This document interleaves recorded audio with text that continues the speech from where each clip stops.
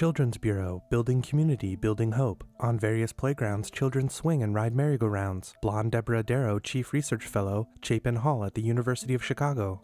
I think in the initial thinking of child welfare, we were trying to save children, trying to rescue them from their families. Today, we know that if we want to save children, we have to save their families. We know that intervening early makes a difference.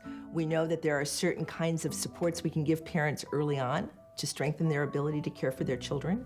What we don't know is how to get there. Melissa Brodowski, Senior Program Specialist, Children's Bureau, OHHS. Around, yes, we know what good practice looks like, but the system's not making it that easy with the bureaucracies, with the limited resources. We want to really share actually that creative things are happening. People are finding ways to build effective programs that are really engaging families in new and different ways. The role of the Children's Bureau is really to both invest in that knowledge generation, but also disseminate it. We have this opportunity to learn along with these new, exciting strategies that'll really impact children and families. On two-lane highways, a vehicle passes through a forest, over a bridge, and through a tunnel.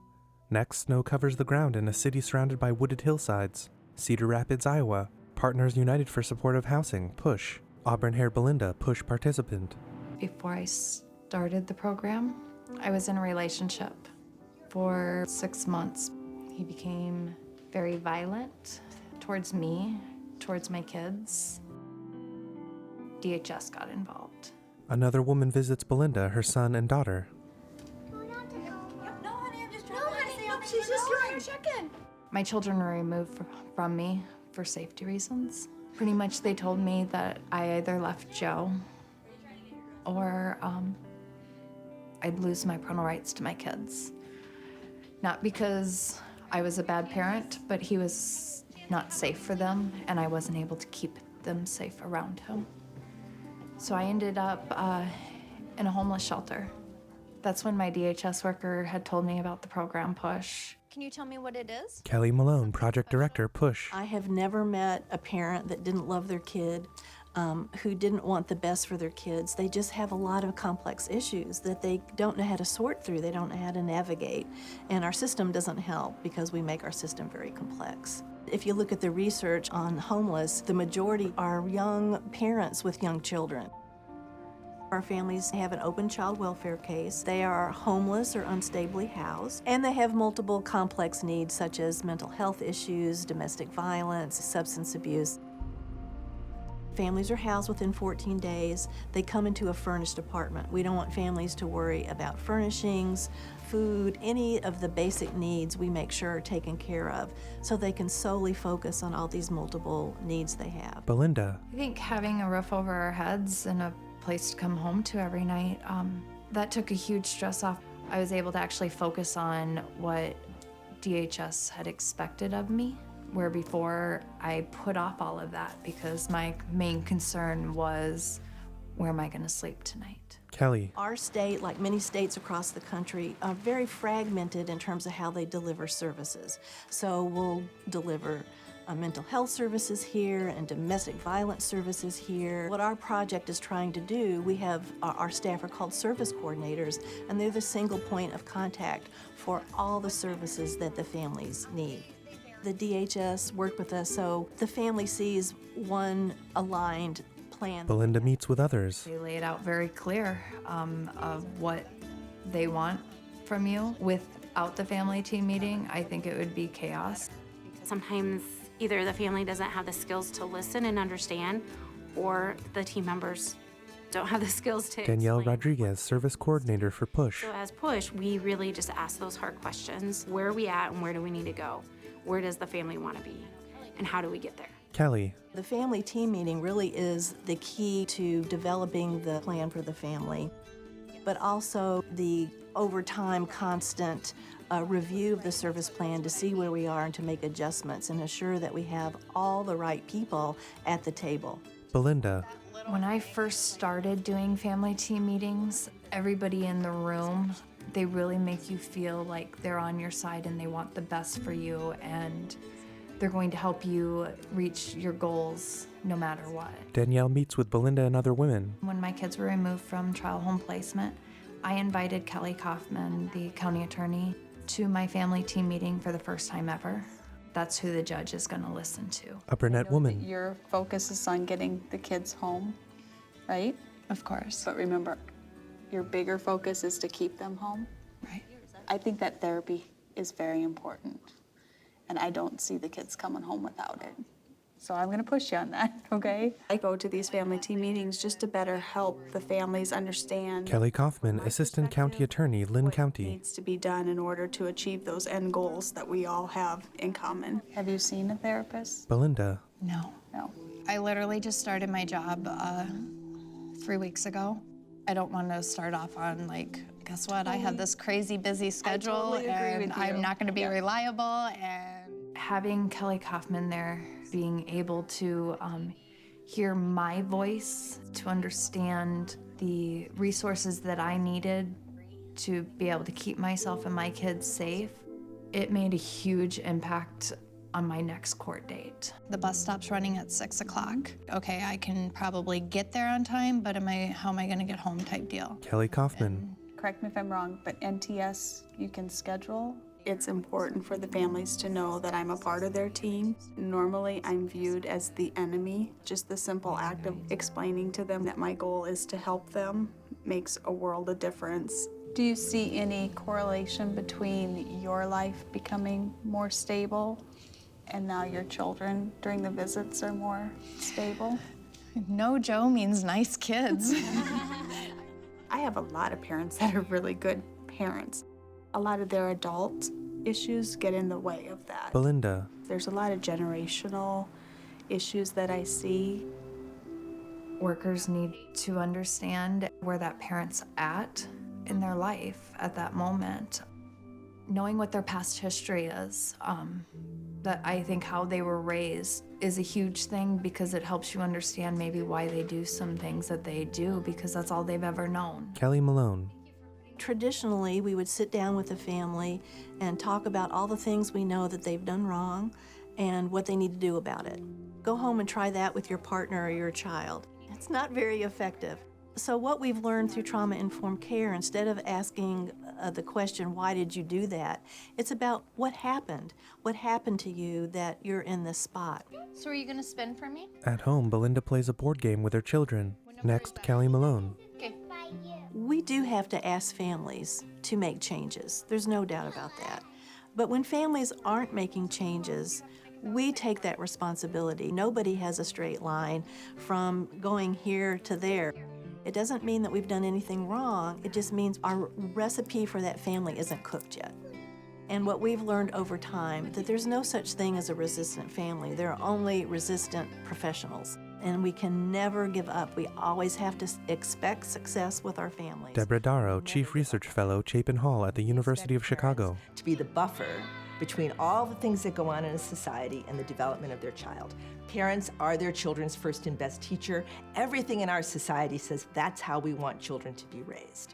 Unfortunately, today, we probably give a lot less support to parents that we might have done in the 1950s or the 1960s, when there was a greater sense of community. Now parents are on their own.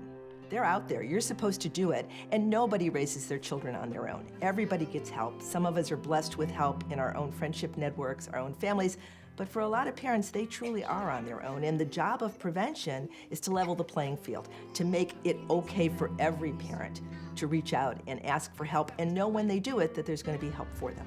A train rolls along a track beside a city street. Salem, Oregon, Fostering Hope Initiative. Jim Seymour, Executive Director, Catholic Community Services. Well, we believe here in Oregon that at least 50% of the kids that are currently in foster care would never have had to enter foster care at all if we would have been able to support their families to be able to protect and nurture them in meaningful ways. Our theory of change really begins with the premise that safe, stable, nurturing relationships, that really is the key social determinant of everyone's life prospects, and that toxic stress is the thing that interferes with safe, stable, nurturing relationships. What we've got are parents that are overwhelmed by the stresses in life. And what we know about the brain architecture is that when people get overwhelmed with stress, what gets triggered is fight, flight, and freeze. If we can get the support that they need to bring the stress levels down in their lives so that executive function kicks back in, then there's this ability to express the love. There's the ability to express the caring. The key is the focus on promoting the protective factors in the home and in the neighborhood. A pickup truck parks outside a house. And when we promote the protective factors, they not only mitigate the source of stress, but they also help families and children to become more resilient to stress. A brunette woman gets out of the truck. It's important to find a neighbor connector who actually lives in the neighborhood because there's an automatic trust, I think, that happens when you can knock on a door. Indoors, the brunette woman meets with a dark-haired mother cradling an infant. And I'm really interested in making it a great place to live and a great place to raise kids. The time that you want to do GED, you can just let me know because I do know of different programs. The Neighbor Connector begins by identifying families and individuals who are strong in the neighborhood and bringing them together, but then also reaches out into those neighborhoods to find the parents who are isolated. Esmeralda Rios, Neighborhood Connection, Woodburn. Neighbors. And that's what we're trying to promote at the Community Cafe is getting to know your neighbors, getting to understand that they might be going through the same thing. How is it that you guys can be helping each other? Families meet in a school library. At Washington Elementary School neighborhood, 97% are from Hispanic Latino background. And being second language learners creates a lot of different barriers and creates a lot of different stresses in the family. Esmeralda addresses a group of mothers. We want to improve the lives of our children, of our community. And how do we do it? By getting together every month and talking about issues and things we can do to improve our home and our community. Jim Seymour. And it's out of the Community Cafe meeting that people from the neighborhood make decisions about how they want to build protective factors into that neighborhood. Esmeralda continues. We are doing a marriage class because you all decided that you wanted this class because children are affected when their parents fight in the home. All couples have conflicts. The question is, how do we manage these differences? Eli, I don't like being told what I already know I have to do, or to be talked to like a child. Jim Seymour. All of a sudden, families are feeling like, oh, I'm not just coming to the Community Cafe because I need something. I'm coming to the Community Cafe because I'm a member of this community and I want this to be a great community. Why are you here today? First of all, for our children who are in this school. I think it's a big support to come to these meetings. Mateo Courtney, Assistant Principal, Washington Elementary School. We're concerned with making sure that our students are kinder ready.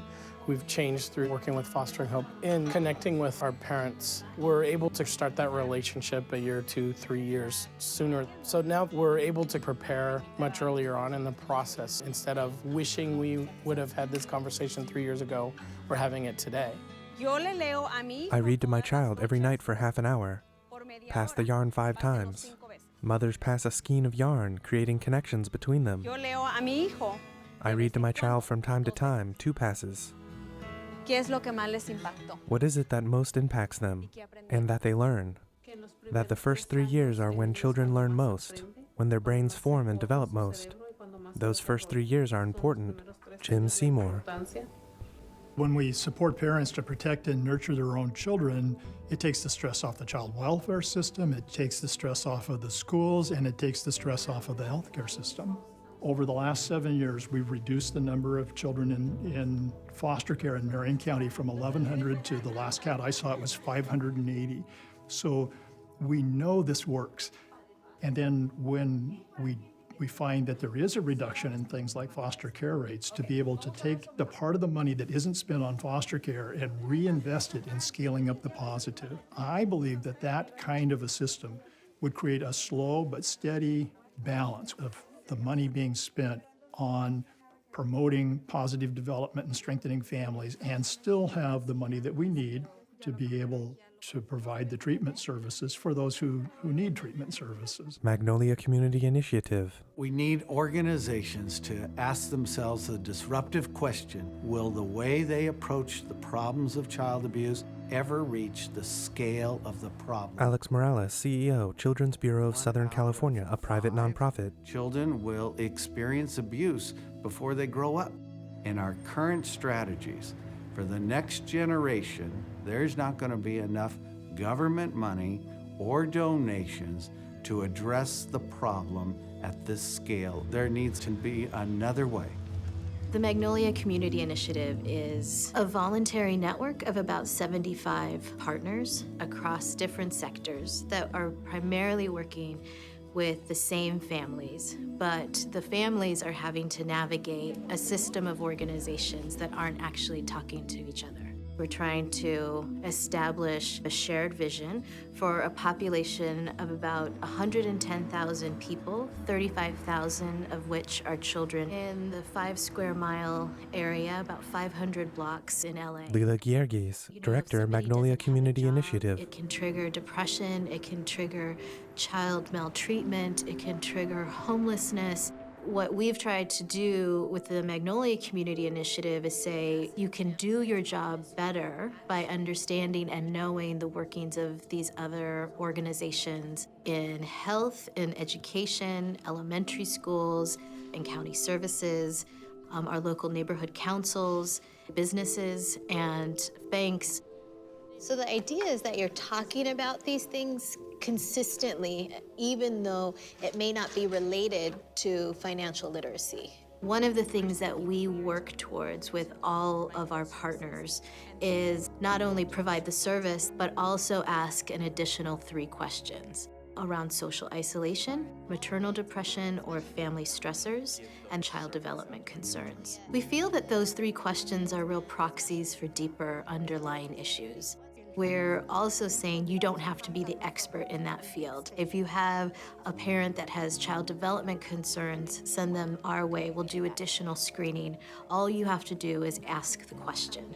And we, as a partnership, have stood up and said we'll support that family with the additional services. A woman leads a small discussion group. The child development piece is one area where we're really low, and so we kind of started brainstorming about how we can start tweaking the conversations that we have with those parents in order for child development to come up. I think our success really lies in the fact that all of our individual partners, especially those that are working directly with families, is that they have the permission to go beyond just the service that they provide and tap into all of the expertise and all of the other services within the network and really meet that client's need. Charlene Joaquim, Improvement Coach, Magnolia Community Center. Is that we provide families with information on where to go next. Someone comes into me and I find out that maybe mom could use some support or counseling, and I make that referral.